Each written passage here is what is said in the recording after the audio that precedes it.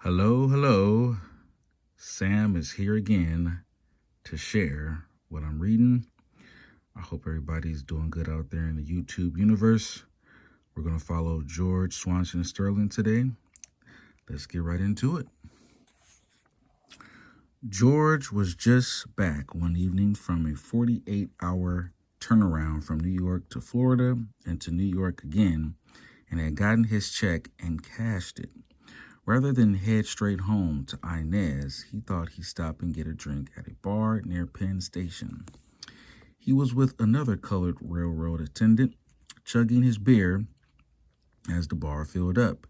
He and his coworker barely noticed that everyone else at the bar happened to be white, as they regaled each other with stories from riding the rails. When it was time to go, they paid their tab and put their glasses down.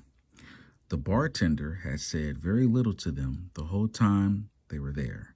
Now the bartender calmly picked up their glasses, and instead of loading them into a tray to be washed, he took them and smashed them under the counter. The sound of glass breaking on concrete startled George and his coworker, even though this wasn't the first time this had happened to them. Just not at this bar, and it attracted the attention of other patrons. They do it right in front of us, George said. That's the way they let us know they didn't want us in there. As fast as you drink out of a glass and set it down, they break it. There were no colored or white signs in New York. That was the unnerving and tricky part of making your way through a place that looked free. You never knew when perfect strangers would remind you that, as far as they were concerned, you weren't equal and might never be.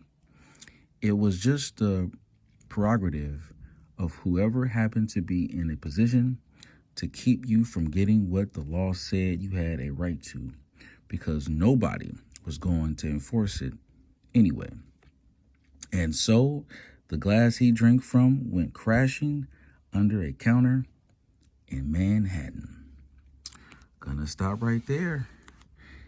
And today I want to just focus on going to places where you're not wanted. I don't know why a lot of people have this problem where they just feel like they have to go and have to be in the in crowd when the crowd don't want them there.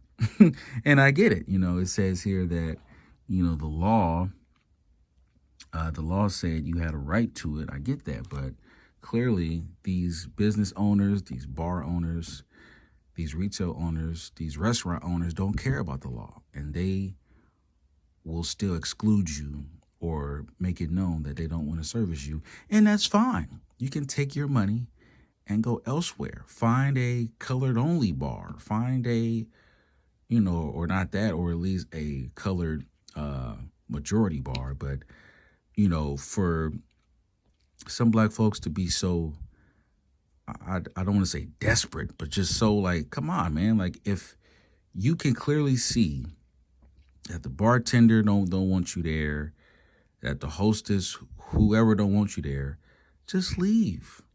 I get it. I get it's our right to go where we please. But if where we're trying to go, we're not wanted, I'm not going.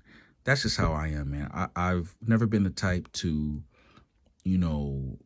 try so hard to be in the in crowd or, get into a certain crowd and knowing that that crowd don't want me there, I'm going to leave. That's just how I am. I just never been the type to just, complain or cry about not being given access to something when clearly the person given access doesn't want me around. I'll just leave. That's just how I've always been. But yeah, I wanted to just focus on that for today. And the fact that they did it right in front of them. I mean, come on, George. They're letting you know they didn't want us in there. Yeah, it's like, come on, like get the sign. You're not wanted. Just dip out. So I don't know, but yeah, I wanted to share that today.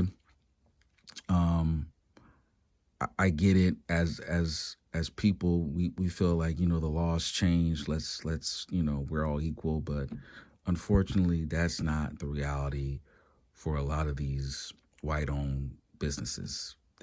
Or white-owned establishments. They just don't want your presence in there. And that's fine. Take your money, find somewhere else. So you guys take care. I just wanted to share that for today. And now I'm going to be sharing what I am watching. The Matrix. Yes, the film for today is the classic The Matrix. The only Matrix that matters to me. Part 2, part 3, part 4. Yeah, I know. This is the only one that matters in my book. Starring the great Lawrence Fishburne and Keanu Reeves. This movie holds up so well. I recently watched it a while ago, and I was just like, wow, this movie is really a true classic. Like, everything holds up, man. The acting, the effects not so much, but the fight scenes, the action scenes, I mean, it is amazing. My first time showing my wife this, her first time seeing it, she was amazed. And that was like, I think, a year ago. And she was like, wow, this is really good. I'm like, yeah, I know.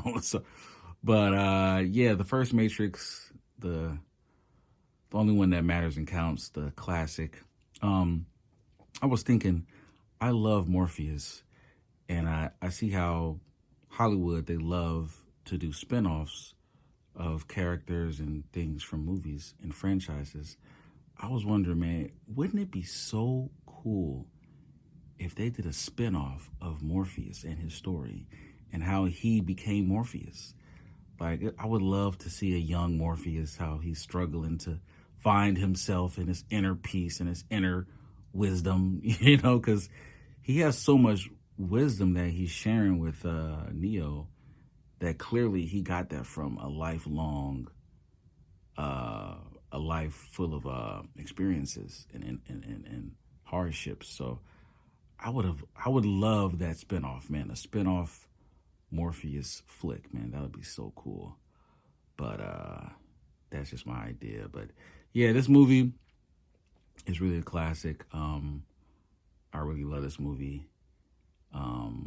Most times you watch a movie from your childhood and it turns out to be trash and it doesn't age well, but this one ages like fine wine, man. I think my first time seeing this, I was probably, I want to say 13, 14 when I first saw this. So this is definitely a classic. It holds up well, and I just wanted to share what I'm watching today, The Great Matrix. I hope y'all having a great day, and I'm going to keep sharing. I'm almost done with the book, so yeah, it's getting close to an end, but yeah, I hope you guys having a great day, and I'm going to keep sharing. You guys take care, and I will check in mañana. Take care.